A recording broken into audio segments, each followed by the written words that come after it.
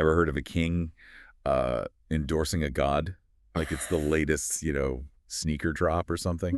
Interesting analogy. Well, that's kind of how one deity rose to the top in ancient Mesopotamia. Mm. It's like, imagine a world of gods, but they're all as dramatic and power-hungry as, like, a reality TV show. Oh, I can see it now. The divine feuds, the power struggles, the quest for ultimate cosmic influence. Right.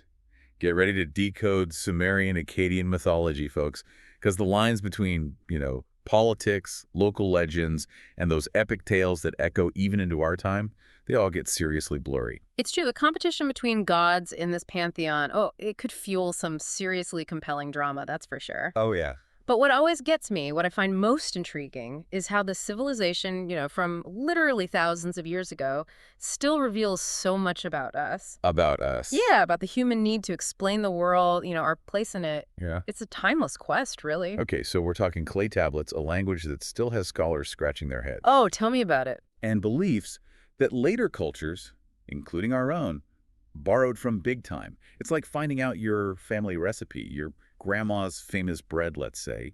Turns out it was actually inspired by ancient Mesopotamian baking traditions. Precisely. And that's what we're going to do today. Dive deep into the heart of two cultures, the Sumerians and Akkadians. Right, because they occupied the same space for centuries, right? Exactly. Think of it like, trying to understand a conversation where two different languages are being spoken at the same time. You're catching bits and pieces, trying to piece it all together. So we've got these puzzle pieces, right? Myths, hymns, king lists even. Oh, yeah, and we're not just piecing together the stories themselves, but the entire worldview behind them, the way they understood their reality. And just to be clear, when we say Sumerian, we're talking seriously old folks. Like, we're talking the world's first known writing system, cities popping up where there were just villages before. True pioneers. Pioneers, exactly. But their language, oh man, it's like nothing we've ever encountered. It's not related to Indo-European languages or even to Semitic languages like Akkadian. Yeah. It's a real head-scratcher for linguists. Oh, it makes you wonder what other secrets are buried within those yet-to-be-deciphered texts. What amazing discoveries are still waiting for us. Right. But even with what we have translated, the picture that emerges is, well, it's fascinating. So fill us in. What were some of their core beliefs? Well, for example, the Sumerians, they believed in a three-tiered universe. Okay, like levels. Yes, levels. Much like many cultures throughout history, actually. You had heaven above. Makes sense. Earth in the middle. Solid, logical. And below, you had Urkala. Okay, now before anyone pictures fire and brimstone Urkala, this wasn't hell, right? Right. It wasn't about punishment in the afterlife. Not at all. Okay, so what was it? It was a completely separate realm with its own set of rules, its own gods, even its own sense of time. Imagine it as a mirror world, coexisting beneath the surface, where, life and death functioned completely differently. So a bit like a parallel dimension, but with its own, let's say, unique laws of physics and social customs. Exactly. And ruling over these different realms, we have a whole cast of gods and goddesses, the Sumerian Akkadian pantheon. Hit us with some of the highlights. Who are the big names on this divine guest list? Well, you've got Abzu, the god of fresh underground water. Essential for life in that rather arid land. Absolutely. Then there's An, the sky god, dwelling in the highest heavens. Makes sense. Sky god up in the sky. Right. And let's not forget Gibel, the god of fire. Now, he was a powerful deity capable of both forging and destroying with equal might. It's like they looked around at the forces that shaped their lives, Yeah. right? The storms that could flood their fields in an instant, the fire that could cook their food or could burn down their homes. And said, okay, there must be a god for that. Precisely. And they weren't shy about attributing human-like personalities and motivations to these gods, complete with rivalries, love affairs, power struggles, you name it. Oh yeah, because we humans don't have a monopoly on drama, do we? Not at all. These gods were just as messy, just as complicated as any group of people. I was just thinking, with all the rain needed in Mesopotamia, that storm god, he must have been a big deal. You're right on the money. Ishkur, also known as Adad in Akkadian, was the god of storms and weather. So he was responsible for both the life-giving rain, but also those devastating floods. Exactly. Farmers would have been pleading with him for favorable weather, while kings might have called upon him to unleash, those storms upon their enemies. Wow, talk about wielding some serious meteorological power. But it's interesting you mentioned kings appealing to gods, because wasn't there this one god, a wind god, in fact, who ended up top dog in this whole divine hierarchy? You're talking about Enlil and his story. Well, it's a prime example of how intertwined religion and politics were, even in ancient Mesopotamia. So spill the tea. How did this wind god rise to the top? Well, you see, you might assume the sky god An would be considered supreme, right? I mean, he ruled the heavens after all. Seems logical. Right. But in Sumerian Akkadian mythology, it was Enlil, the god of air and wind, who came to hold that position. Okay, plot twist. So how did that happen? Well, the answer lies in one of the most famous pieces of literature from that time, the Epic of Gilgamesh. Ah, Gilgamesh. Now we're talking. Yeah. This is a story that's not just survived for millennia, but is considered one of the earliest surviving works of world literature. Okay, so we got this epic poem, right? This story about a king, Gilgamesh, on this crazy quest for the secret to immortality. But how does that, like, boost the status of Enlil, this wind god we were talking about? Well, think about it this way. The version of the Epic of Gilgamesh we have today, the one that survived all these years, it originated in the city of Uruk. And Gilgamesh was the king of Uruk, right? Exactly. And guess who was considered the top god in Uruk? Enlil. So as Gilgamesh and his city grew in power and influence, their preferred deity, well, he got a boost too. Ah, okay, so it's almost like, I don't know, like a branding exercise. Yeah, kind of. Gilgamesh, this legendary figure, Yeah. he's essentially endorsing Enlil as the supreme god. Precisely. And this idea, this endorsement, you could say, it spread alongside the epic itself. As more people heard the story of Gilgamesh, they also learned about Enlil's supreme status. It's a powerful example of how local beliefs could gain wider acceptance, especially when they were tied to a compelling narrative or a powerful ruler. So it's like a celebrity endorsement, but for gods. Exactly. Okay, that makes sense. But just to zoom out for a sec, if we were looking at a map of ancient Mesopotamia, back in the day, with all its different city-states, Right. would each city have had their own favorite god, their own local version of Enlil? That's highly likely.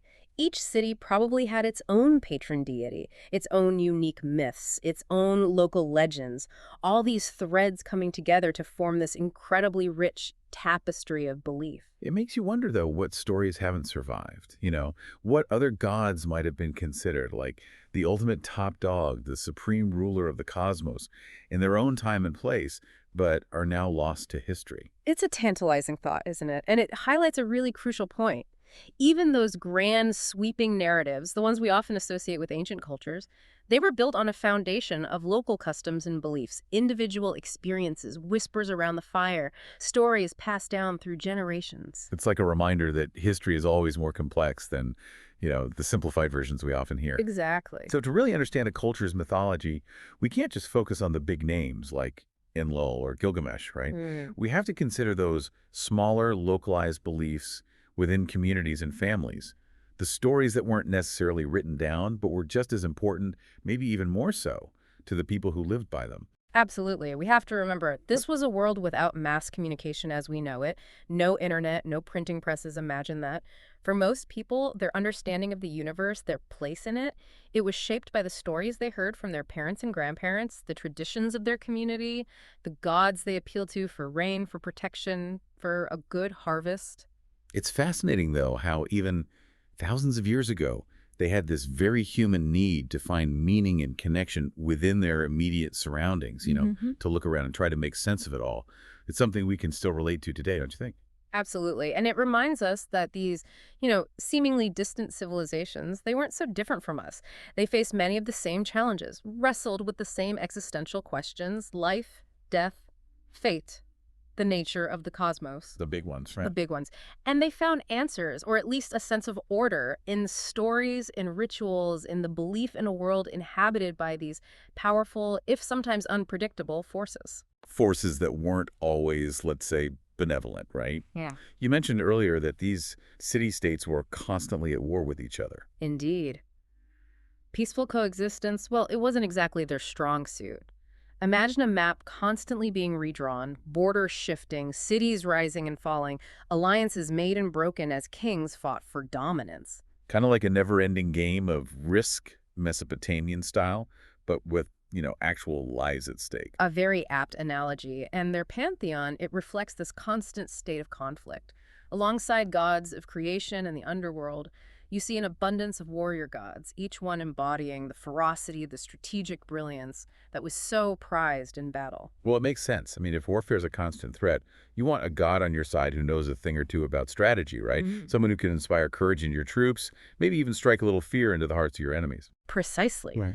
And each city-state, they had their own protector deity, their own divine champion in battle. For example, Zababa was the patron god of Kish, Ningirsu of Lagash, Tishpak of Eshnini. These warrior gods, they weren't just distant figures in the heavens. They were invoked on the battlefield, appealed to for victory, their names inscribed on weapons, on banners, on the very shields that protected the soldiers. So each city had its own, like, divine backup, their secret weapon in this constant struggle for power. Exactly. And it's fascinating to see how these power dynamics, they shifted over time. For instance, when Sargon of Akkad came along, he conquered and unified many of these city-states into the first Mesopotamian empire. Right, Sargon, the empire builder. Exactly. And with the rise of a more centralized empire, well, we see a shift in religious focus as well. So fewer warrior gods needed when you're not constantly at each other's throats. In a sense, yes, the focus might have shifted towards gods who could maintain order, ensure stability and prosperity for the entire realm, not just one city-state. It's amazing, though, how these shifts in political power and the very fabric of their society, they're reflected in the stories they told about their gods. It really makes those myths and legends so much more than just, fantastical tales. They become these incredible windows into how these civilizations saw themselves, their relationship to the divine, their place in the grand scheme of things. Precisely.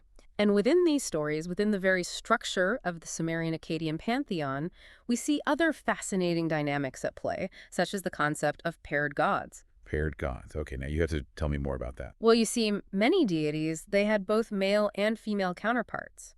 This wasn't unique to Sumerian Akkadian mythology, but it played a central role in their belief system. So like a god and a goddess working together, kind of like a divine power couple. Well, it's more than just that. It reflects a core belief in balance, in duality. The idea that opposing forces, they weren't just in conflict, but were actually essential to the functioning of the cosmos. So it wasn't just a matter of, say, a god of the sun and a goddess of the moon. They actually saw these pairs as two sides of the same coin, each one essential to the other. Exactly. For example, you have Ishtar, a goddess associated with love, fertility, but also war and political power, a complex figure to be sure. And then you have her male counterpart, often associated with similar but not identical domains.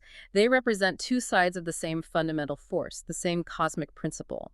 And this concept of duality, this pairing of opposites, it wasn't limited to the divine. It was rooted in their observations of the natural world, the world around them. Like how crops need both sun and rain to grow, how day follows night, ebb and flow. Precisely. They recognized that life, in all its forms, it emerged from the interplay of seemingly opposite forces, creation and destruction, light and darkness, male and female. This understanding wasn't just a philosophical musing, it was woven into their myths, their rituals, their entire worldview. It's like they saw this elegant balance everywhere they looked, huh? This interplay of opposites that, like, brought the world to life. And speaking of things that have survived for millennia, Mm-hmm. we can't talk Sumerian Akkadian mythology without Yeah. revisiting the big one, the Epic of Gilgamesh. You mentioned earlier that its influence, it spread pretty far, right? Yeah. Beyond just its home city. Oh, absolutely. The Epic of Gilgamesh was like a blockbuster hit throughout ancient Mesopotamia and beyond. I mean, it was copied, translated, retold for centuries.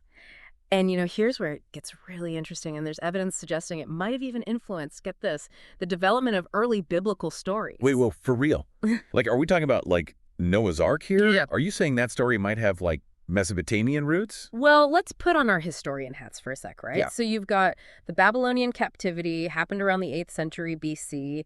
The people of Judea and Israel, they were captured, taken to Babylon. And during this time, they were, surrounded by Babylonian culture, their myths, legends, traditions, which themselves were heavily influenced by those earlier Sumerian Akkadian traditions we've been talking about. Okay, so they're living in Babylon, immersed in this whole other worldview, and that's where some scholars think, what? That the Epic of Gilgamesh might have kind of seeped into their own developing narratives. Exactly.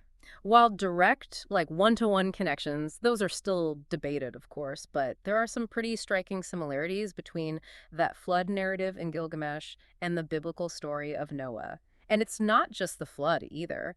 Some scholars even see parallels in the creation accounts, the Garden of Eden, even in the way certain characters are depicted, certain themes that pop up in both traditions. Well, that really gets you thinking about how interconnected these ancient cultures really were. It's like tracing the roots of a tree, how one trunk can lead to so many branches spreading out in all these unexpected directions. A perfect analogy. And, it speaks to the power of storytelling itself, right? How these narratives, they can travel across time and space, evolving, being woven into new traditions, picking up new layers of meaning along the way.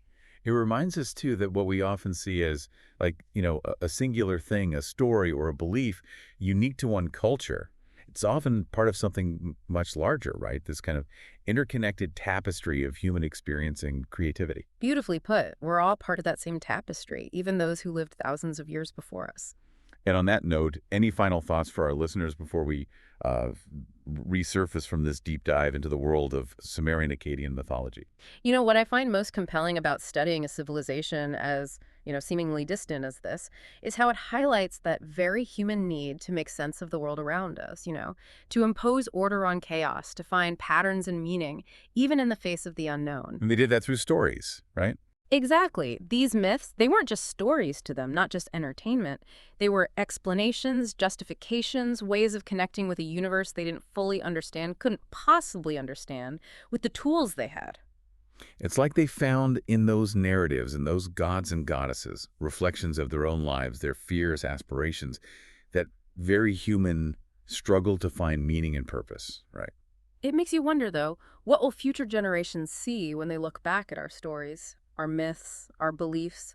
What will they say about us, our values, our own attempts to grapple with the big questions? Oh, now those are questions worth pondering. Definitely something to think about. Well, folks, thanks for joining us for this deep dive into Sumerian Akkadian mythology. It's a world that, it continues to surprise, to challenge, and to offer some pretty incredible glimpses into, the very essence of what it means to be human. Until next time.